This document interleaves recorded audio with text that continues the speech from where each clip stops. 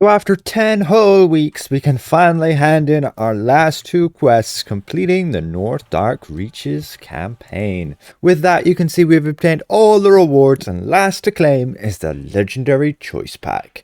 This giving some of the best companion gear that's going to be in the game. We can see the choice pack will contain the following. Simply all the dual stats which you can grind out yourself. Unfortunately, if you claim any of these from the pack, they immediately get bound to the character that you claim it on.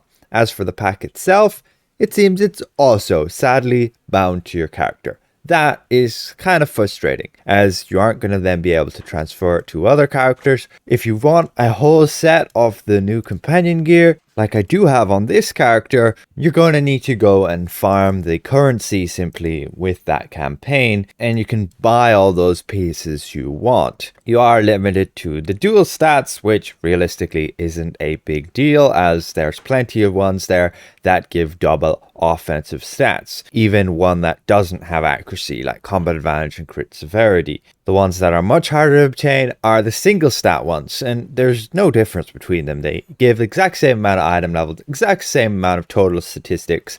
It's just you might find a single stat one a little bit more preferable to give you a chunk and a boost of one certain type of stat rather than having a mix of others. But it's very easy to fit that dual stats into your build. Right now I'm switching to these combat advantage and accuracy ones. And so again, it's going to take you freaking 10 weeks to get to this point where you obtain the choice pack. And since the companion gear from that pack normally costs you 250,000 astral diamonds each, you can save yourself that much by waiting before getting, let's say, 3 all pieces of the companion gear. Just get 2 and finish the 10 weeks and obtain the pack and then get your gear piece, rather than rushing it at the beginning, getting all 3 pieces from the get-go. By all means do so, but you can at least save yourself 250,000 astral diamonds by waiting for that pack and claiming the piece you need. Of course, if you're running 2 roles on one class, let's say a fighter, you have the tank and the DPS, you'll probably want 6 pieces of companion gear, so then there's not much point waiting, and you're gonna have to spend quite a lot to get all that gear that's good.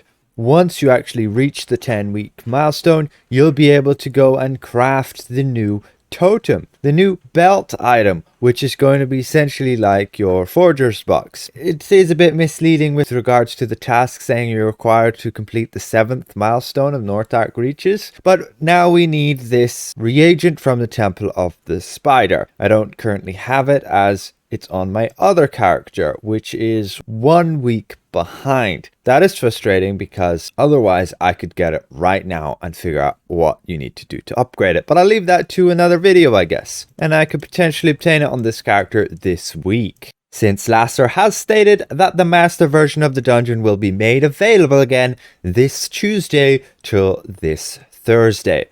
Annoying that it's not again like on the weekend, as generally people have a lot more free time then, but it is what it is, and I'll probably stream a run or 2 and maybe even try out the wizard in there and see how well I can do on it. Checking the North Dark store, can we finally buy the damn key?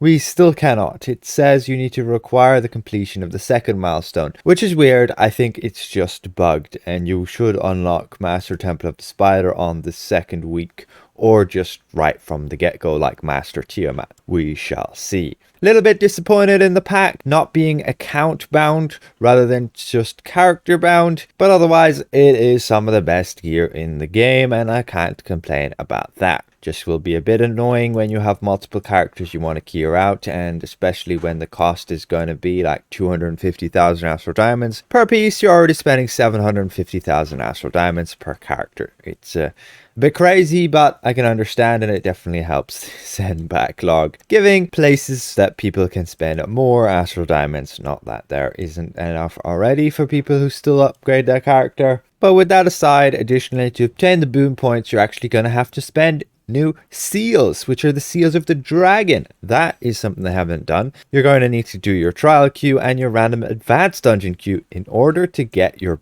boon points for the campaign. Very interesting. The first boon point requiring 100 of those seals. Probably the cost won't change with the additional boon points, and you get a maximum of 4 of them. Again, very interested to find out how we're going to be upgrading this spider totem belt item, as when you get that to mythic, it looks pretty neat for the new dungeon. But it's going to be hard to fit into the build, and you probably will expire all of these benefits when you die. That's always the most unfortunate thing about the Forger's box is, on one side, you want to be able to rely on it. On the other side, you don't, because if you die, it's gone, the 3% power, and then when you scroll back up, you kind of still want to have capped out power. So that's about it. The campaign fully completed. Nothing really else to it. Along the way, we've managed to obtain the legendary and purple weapons, simply through grinding the campaign. Very nice benefit for newer players, getting some decent weapon set just by doing some questing. With that said, I'd like to give a special thank you to all of these channel members for their added support. And if I presented this well, consider leaving the video a like. And if you're new around here, consider subscribing.